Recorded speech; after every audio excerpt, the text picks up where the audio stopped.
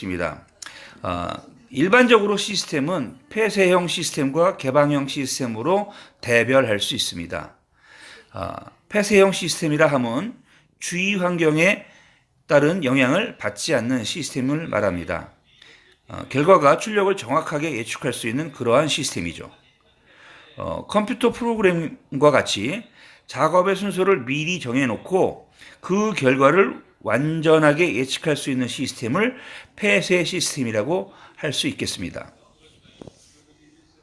개방 시스템은 주위 환경에 영향을 받는 그런 시스템을 말합니다. 그래서 재고 관리 시스템과 같이 수요를 예측하기 어려운 시스템을 말합니다. 다른 말로 확률적 시스템이라고도 부르고 있습니다. 시스템을 설계할 때는 기본적으로 폐쇄형 시스템을 목표로 해서 설계하게 됩니다.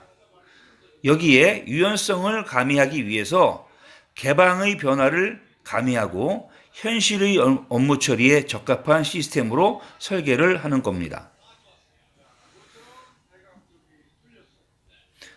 또한 시스템은 추상적 시스템, 다시 말해 논리적인 시스템과 물리적인 시스템으로도 구분할 수 있습니다. 일반적으로 물리적인 시스템이라고 하면 일련의 목적을 달성하기 위해서 상호 연산되어 기능을 발휘하는 그런 요소들의 집합체로 손으로 만지거나 눈으로 볼 수 있는 그런 형태를 가진 그런 시스템을 말한다고 생각하시면 되겠습니다. 추상적, 논리적 시스템은 어떤 개념, 그 다음에 머릿속에 그리는 그런 시스템이죠. 실제로 환경, 자연환경 속에서는 존재하지 않는 시스템이라고 이해하시면 되겠습니다. 자, 그렇다면 시스템을 구체적으로 개발해서 갖고자 하는 시스템의 특성으로는 어떤 것들이 있는지 살펴보도록 하겠습니다. 시스템의 특성은 네 가지로 구분지어서 생각해 볼 수 있는데 그 첫 번째는 목적성입니다. 목적성이라는 것은 각각의 구성 요소들은 저마다 고유한 기능을 가지고 있기 때문에 어떤 하나의 공통된 목적을 갖고 동작하도록 하는 특성을 말하죠. 두 번째로 자동성이 있습니다. 가장 적절한 처리가 조건에 대응하여 이루어지도록 미리 그 기능을 설정하는 특성입니다. 세 번째로 제어성이 있습니다. 미리 정해진 규정이나 한계로부터 이탈되는 그런 사태나 상황이 있으면 안 되겠죠. 그럼에도 불구하고 그런 사태가 발생할 수 있기 때문에 그런 상황이나 사태를 미리 감지해서 그것을 올바르게 수정할 수 있도록 하는 그런 특성을 우리가 제어성이라고 말합니다. 마지막으로 종합성이 있습니다. 종합성은 구성 요소들이 상호 유기적으로 결합되어서 시스템의 목적, 개발하는 목적에 부합되도록 종합적으로 동작하는 특성을 말합니다. 시스템은 목적성, 자동성, 제어성, 종합성 등의 특성을 갖춰야 하며 모든 시스템은 이들 특성을 최대한 높일 수 있을 때 좋은 시스템이라고 할 수 있을 것입니다. 대표적인 시스템으로 정보 시스템을 예로 들 수 있습니다. 현대 사회에서는 여러 분야에서 발생하는 각종 데이터가 있고 이런 각종 데이터를 보다 쉽고 빠르고 편리하고 그리고 정확하면서 또 정보를 처리하는 데 드는 비용도 비교적 저렴하게 이렇게 소요되도록 하는 것이 좋겠죠. 그래서 대표적으로 컴퓨터가 이와 같은 일을 해주는 대표적인 정보 시스템이라고 말할 수 있습니다. 이때 컴퓨터에는 가공되지 않은 데이터가 입력되어서 컴퓨터 내부에 있는 CPU, 프로세서에 의해 처리되고 이것을 여러분들이 원하는 출력 형태로 정보 극대화되어 산출되게 되는 것이죠. 이와 같은 정보 시스템의 대표적인 종류는 여기서는 세 가지 종류를 제시를 하였습니다. 그 중에 첫 번째가 엔터프라이즈 리소스 플래닝이라고 하는, 다시 말해서 전사적 자원 관리 시스템을 말합니다. 흔히 줄여서 우리들이 ERP 시스템이라고 부르는 것이죠. 이 ERP 시스템은 기업 내부에서 생산, 물류, 재무, 회계, 영업과 구매, 재고 관리 등 모든 경영활동 절차들을 통합적으로 연계해서 관리해주는 기능을 가지고 있습니다. 기업에서 발생하는 정보들을 서로 공유하고 새로운 정보의 생성과 빠른 의사결정을 도와주는 그런 전사적 통합 시스템을 우리가 ERP라고 하는 것이죠. ERP 시스템을 구축하는 주된 목적은 회사의 여러 기능을 통합하여 효율적인 의사결정을 내릴 수 있도록 하는 것이고요. 이를 통해 소요되는 비용을 줄이고 이윤은 극대화하려고 하는 겁니다. 트랜잭션 처리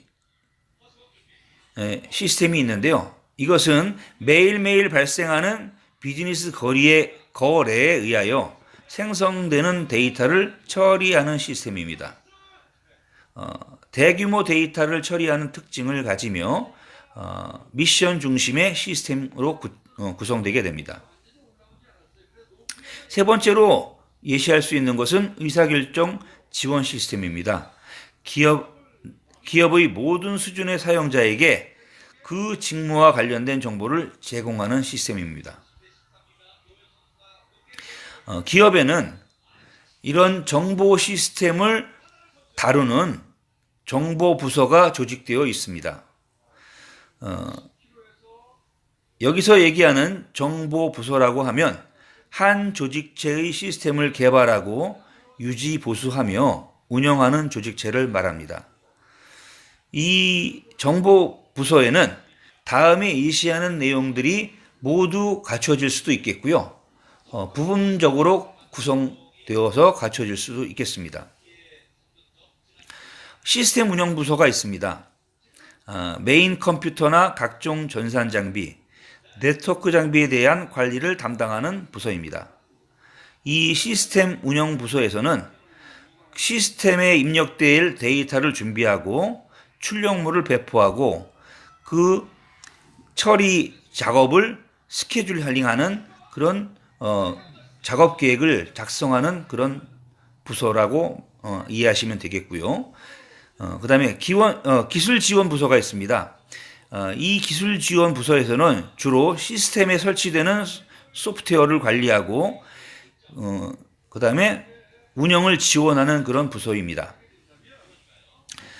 응용관리부서는 시스템을 분석, 설계, 그리고 구현해서 사용자 그룹이 적절하게 사용할 수 있도록 하며 이 응용관리부서에서 유지보수도 담당하게 됩니다.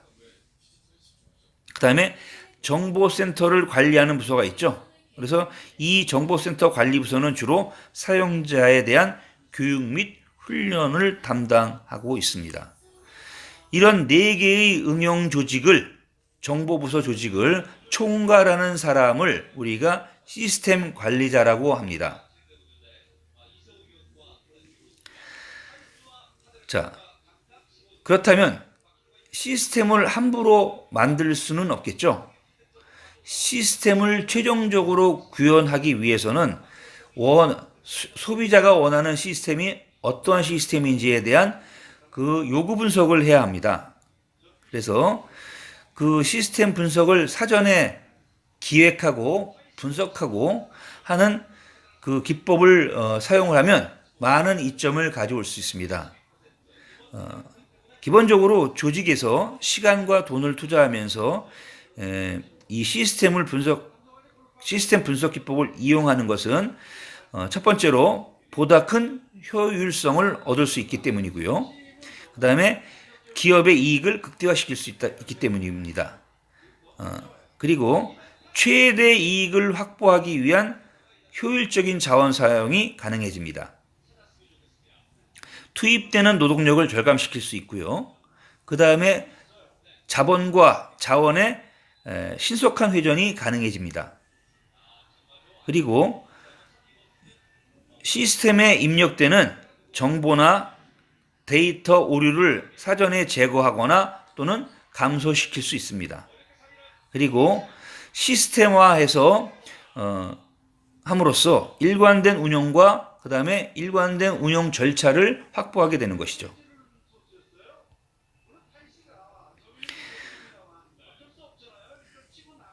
자, 그렇다면 시스템 분석이 뭔지 다시 한번 정리해 드리겠습니다. 시스템 분석이라 함은 정보 시스템을 통해서 무엇을 하여야 하는지를 자세히 이해하고 그 다음에 명세, 즉 스펙으로 나타내는 그런 작업을 말합니다. 정보 시스템이 어떻게 구현되어야 하는지 자세히 나타내는 그런 일이라고 풀이할 수 있겠죠.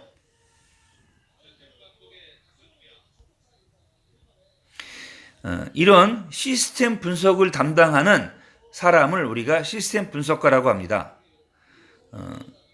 이 시스템 분석가는 비즈니스 니즈를 만족시키기 위해서 분석과 설계 기술을 사용하는 전문가입니다. 문제 해결을 위한 과학적 방법이나 통계적 기법, 그리고 컴퓨터 등이 이들의 문제 해결을 위한 방법을 제시하게 되죠. 시스템 분석가의 역할이 중요한 이유는 사용자의 요구를 잘 이해하고 정리해서 이것을 프로그래머나 테스트 엔지니어에게 전달해야 하기 때문입니다. 따라서 시스템 분석가가 가져야 하는 목표는 시스템을 사용하는 기관에게 얼마만큼의 이익을 가져다 줄 것인가 하는 그런 가치의 창출에 목표를 두고 있어야 되겠죠. 따라서 시스템 분석가는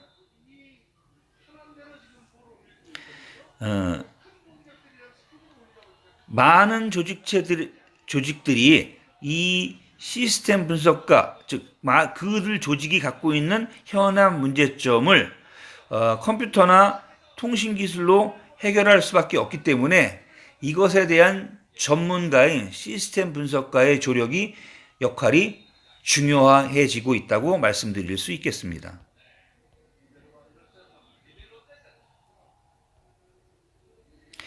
자, 시스템 분석가의 기본 자질. 시스템 분석가는 새로운 관점에 대한 창조 능력을 가지고 있어야 하고요. 시간 배정 및 계획 등을 빠른 시간 안에 파악할 수 있는 능력도 보유하면 좋겠죠. 컴퓨터와 소프트웨어에 대한 그런 이해 능력도 필수적인 능력이라고 할 수 있겠고요. 거시적인 관점, 즉 넓은 시각에서 세부적인 요소들을 관찰할 수 있는 그런 능력이 있어야 합니다. 아울러 사용자와 개발자의 환경 이해 능력도 필요합니다. 사용자와 그 다음에 이 시스템을 개발을 하고자 하는 그 수요자 간에 원활한 의사소통을 할 수 있는 그런 의사소통 능력도 필요합니다. 시스템 분석가에게 필요한 기본적인 자질이 상당히 많죠.